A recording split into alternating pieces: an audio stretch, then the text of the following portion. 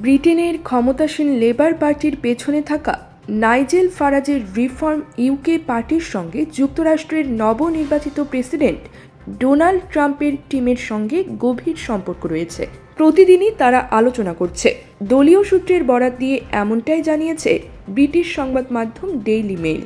নাম প্রকাশে অনিচ্ছুক কর্মকর্তা বলেন, প্রেসিডেন্ট নির্বাচনে কমলা হ্যারিসের পক্ষে প্রচারণায় লেবার পার্টির কর্মীদের পাঠানোয় ট্রাম্পের টিমের মধ্যে যথেষ্ট অসন্তোষ রয়েছে। মূলত কমলা হ্যারিসের পক্ষে প্রচারণা চালানোর পর থেকেই নতুন মার্কিন প্রশাসন রিফর্ম ইউকের সঙ্গে ঘনিষ্ঠভাবে কাজ করছে।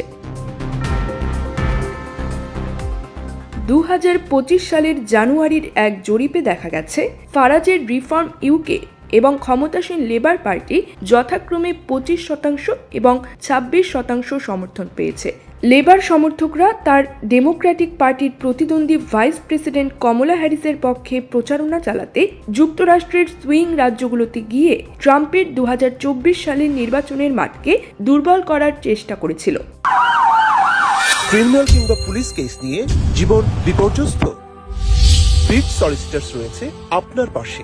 ডেইলি মেইলের খবরে বলা হয়, গত সপ্তাহে ট্রাম্পের সহযোগীরা লন্ডনের একটি প্রাইভেট মেম্বার্স ক্লাবে রিফর্ম ইউকের সদস্যদের সঙ্গে বৈঠক করেন। দলটির নির্বাচনের সম্ভাবনা কিভাবে বাড়ানো যায় তা নিয়ে আলোচনা করা হয়। ওয়াশিংটনে ট্রাম্পের আসন্ন অভিষেক অনুষ্ঠান নিয়ে ফারাজ বলেন, আমি আসলে বিশ্বাস করি আগামী সাধারণ নির্বাচনে আমরা জয়ী হব। আমি বিশ্বাস করি আমি পরবর্তী প্রধানমন্ত্রী হতে পারি। আমি আশা করি ট্রাম্প ক্ষমতায় থাকাকালীন আমরা তা দ্রুত করতে পারব। যুক্তরাজ্যে পরবর্তী সাধারণ নির্বাচন হবে 2029 সালে।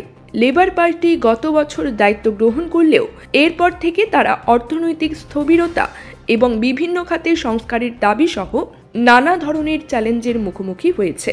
আগামী নির্বাচনে লেবারের প্রধান প্রতিদ্বন্দ্বী হওয়ার সম্ভাবনায় থাকা ফারাজ কনজারভেটিভ পার্টি ও লেবার উভয় দলের প্রতি অসন্তুষ্ট ভোটারদের মধ্যে জনপ্রিয়তা অর্জন করেছেন।